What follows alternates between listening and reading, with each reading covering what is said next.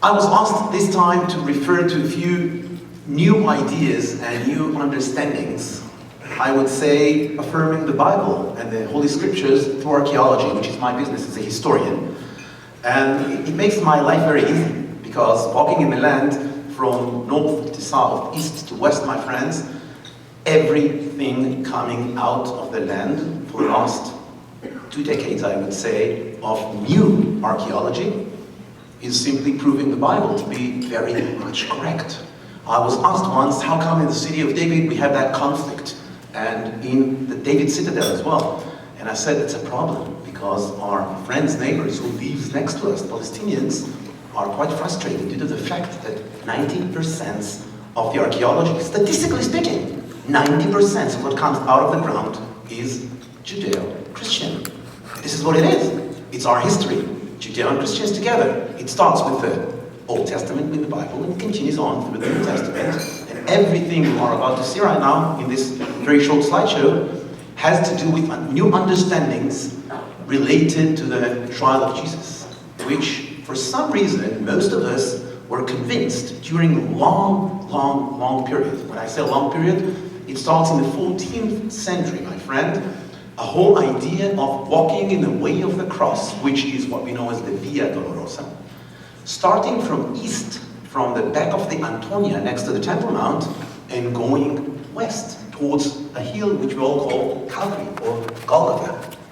But that idea has a bit of a problem, because it was only developed and established during a reign of Franciscan monks, Catholic Franciscan monks, in the 14th century.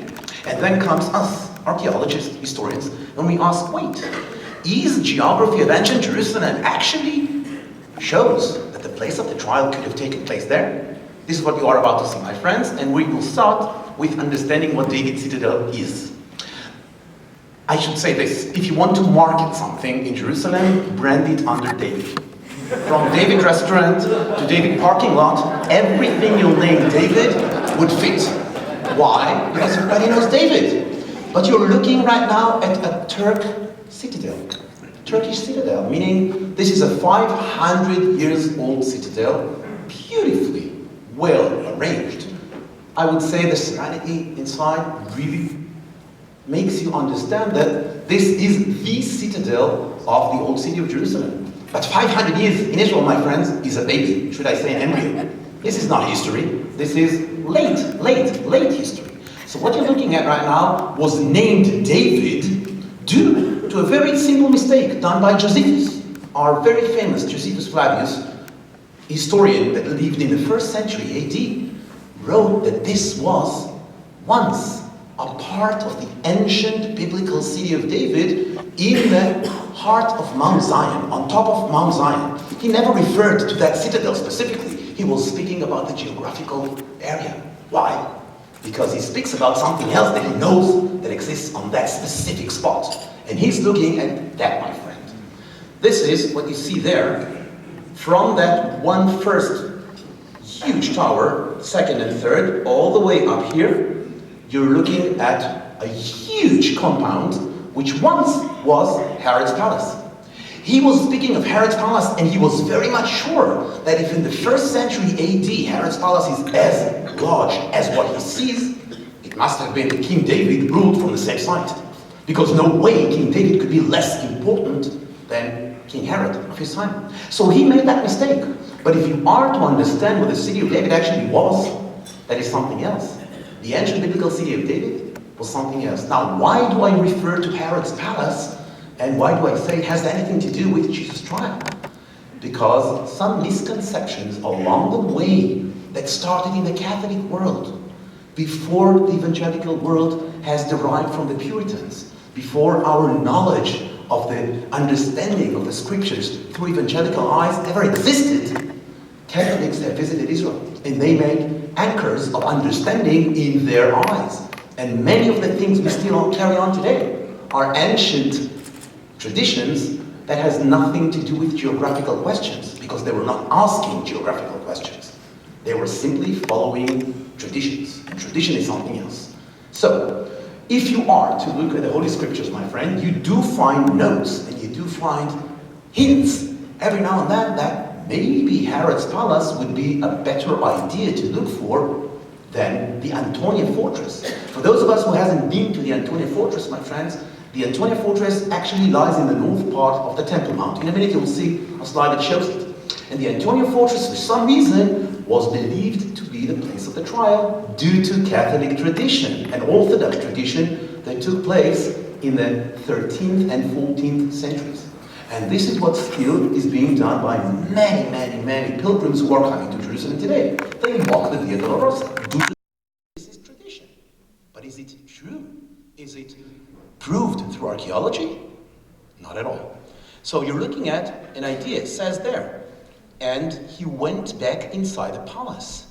Wait, in the Holy Scriptures, we have a reminder that tells us that the palace had to do with the trial. Let's see something else, please. Luke 23.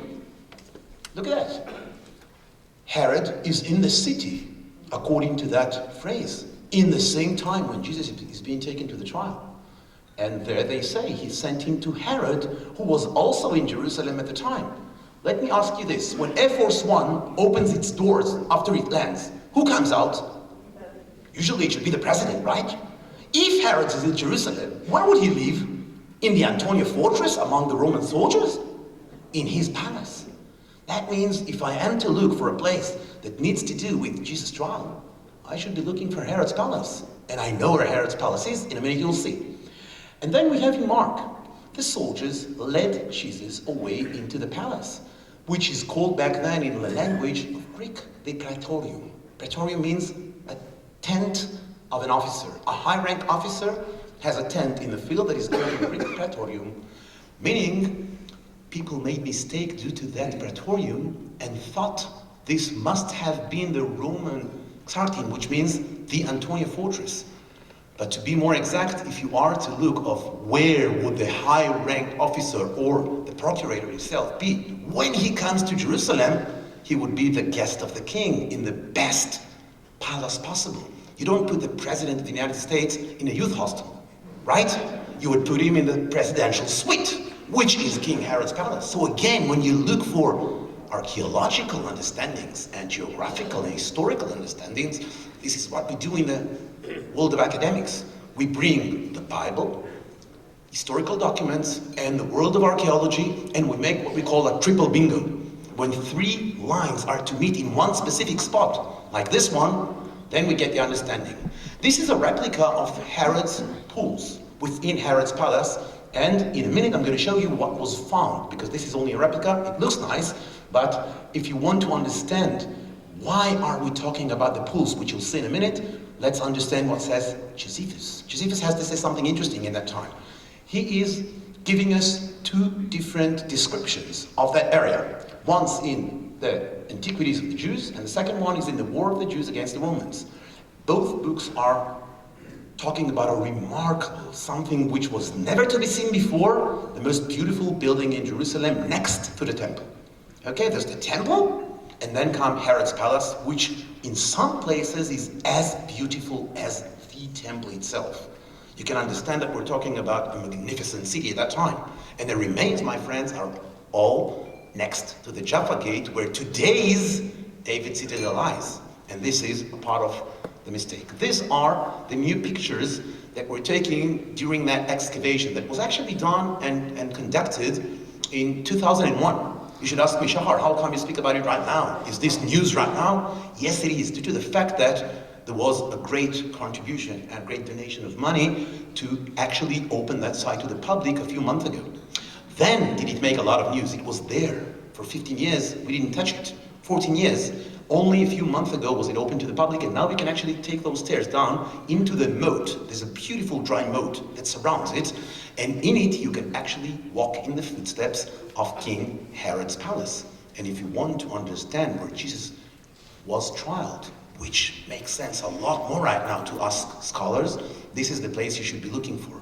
Sorry, not the Antonia Fortress. The moat, which you see over there on the left picture, and the stairs that leads into that once great Herodian pools of water, which were described by Josephus, that they had even well-trained doves flying above them in doves' houses in places, and he talks about the water. He says it was the most magnificent country club he has ever seen. This is in the words of Josephus at that time. These are those beautiful pools in last winter, and these are the remains of the palace and pools. And here, this is a new sidewalk, should I say, like a floating pavement that one can walk above these new excavations next to the David's Citadel. Not within the David Citadel, but next to it in a place called the Kishle. Kishle is a Turkish word for jail, dungeon. And the dungeon of the Turks was built on top of that. And therefore, we didn't know about it anything. They buried it under tons upon tons of cement and concrete. And this is why that excavation is quite new to us. Just for understanding, to get the last understanding here, there lies the biblical city of David.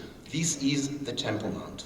On the left, over there, once used to be King Herod's Palace. The new understanding that I want you to understand from today's very short presentation, leading with this, is there is a new understanding for us to actually go open up the New Testament and sympathize with the place of the trial itself that took place in Jerusalem, not within the Antonia fortress next to the northern parts of the Temple Mount today, but in this. As I still have a few moments, I want to share with you some other new great news which might be very, very interesting for this lovely crowd in this room. One of them is the synagogue in Magdala and the amazing Magdala stone. We are talking today about a new understanding that during the time of the existence of the Second Temple in Jerusalem, so far, by the way, we have found 9 synagogues which are called the most ancient synagogues in Israel. There's one in Masada, there's one in Herodium, there's one in the city of David, there's in the Galilee, there's some others. But this one, my friends, has to do with the Holy Scriptures. Because when Jesus prays in Magdala, we know where the synagogue is. This amazing piece of art, this is a synagogue over there, and this amazing piece of art, that beautiful stone, which we have an amazing replica next to us if you're interested to see afterwards. This is a beautiful replica of it, presents the really Jewish menorah as known in that ancient times.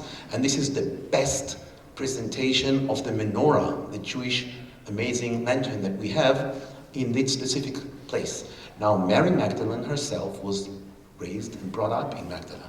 And Magdala is one of the synagogues which we know around the Sea of Galilee that actually existed in the time of Jesus. We need to understand how huge this information is, because we are talking about very few synagogues. Most of the synagogues you know in the world exists when the temple was distracted as substitutes. But the synagogues that were at the same time when the temple was still active were used for different purposes. Not only for bar mitzvahs and circumcisions, as we do today, they were used to host people who are doing pilgrimage to Jerusalem. We have a document. As a historian, I can take you to the Israel Museum today and see an amazing stone that gives us a whole description of what a synagogue in the Second Temple period did to host people within the city of David in Jerusalem, where one of those 9 synagogues exists. I want to share with you one more amazing piece of news which is not to be visited due to the fact that it's under another dungeon in Israel, another jail. This is the Megiddo jail, where many of the Hamas people are, in fact, right now. On top of that, that is very, very, I would say, ironic, because if they knew that the first place ever acknowledged in the Holy Land of Israel as Jesus Christ on the floor, mosaic floor of a private house which once served as Domus Ecclesia, ancient first private home churches known to us. This is the first time, my friends, and you need to understand, this is before Constantine the Great. In 324 AD, Christianity has become world religion for the Romans. But this one is around 15 years before that. And already we have a community of Christians, Judeo-Christians, people in Israel, daring to put down on the floor Jesus Christ. Not only Jesus Christ. This is the first acknowledgement of people daring to say that they recognize Jesus as Christ. And by the way, they needed to communicate with one another in secrets, as they were persecuted at that time. So the fish, if you know that, these beautiful fish which you see over there, called in Greek ichthyos. Ichthyos stands in Greek for We have a lot of pastors in the room. I'm sure you're familiar with Greek, my friends. Ichthyios in Greek stands for Jesus Christ, Savior, King of the world. These are the initials for the 5 words pronouncing in English today, Jesus, Savior, Christ, King of the world. So fish was a symbol of mystery in between communications and in between different communities. And the last but not least I want to share with you is an amazing thing. I have a replica of the coin we have found there in my pocket. There's many more of them in my bag over there. The half a shekel coin, which Jesus once had to bring to the temple, my friends, was found on that amazing rock over there. The pool of Siloam was actually found from the time of Jesus. And when I say the pool of Siloam, I'm talking John 9:7. The miracle of the healing of blind man, my friends. Now we can actually walk and stand within the pool of Siloam and walking in the footsteps of Jesus all the way from the pool of Siloam to the Temple Mount in Jerusalem of Jesus' times. 750 yards of ancient 2,000 years old Jerusalem underground, like a time capsule that was closed and sealed down for 2,000 years and reopened 3 years ago from the pool of Siloam to the Temple Mount. This is what the street looks like if you walk underground all that way. So if you are to come and look for your roots, my friends, our mutual roots all together, these are some of the most amazing news that I could bring with me. As I don't have a whole semester, I'm truly sorry. You can meet me afterwards in the Israeli booth. I'm going to share with you every knowledge possible as a historian upon new affirmation of the Bible through archaeology. Thank you very much for your time. Have a blessed morning. God bless you. Thank you.